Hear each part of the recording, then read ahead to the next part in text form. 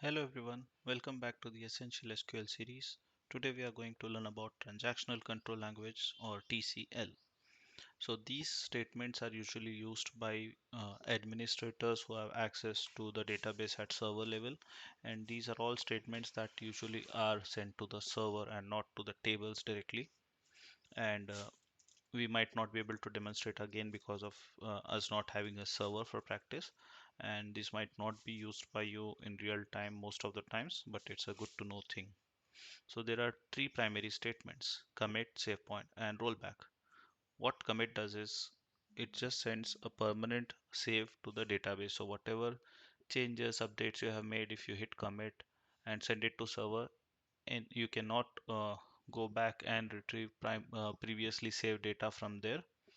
That is a permanent write, and it's a simple statement called commit, nothing added after that.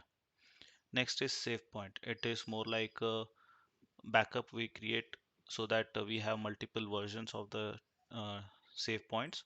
So when you use save point with save point name, you can create multiple drafts of a certain changes we are making, which when used with rollback, you can always roll back to previously saved save points, and that changes can be done or undone accordingly. So for rollback, what we have is we have two syntaxes. One is simply rollback, which will take you to the latest save point, or when you say if you want to load a save point prior to the previous one, you can just say roll back to save point and give the save point name. You will go back to that. So these are the transactional control language statements. That's it for the video. Thank you.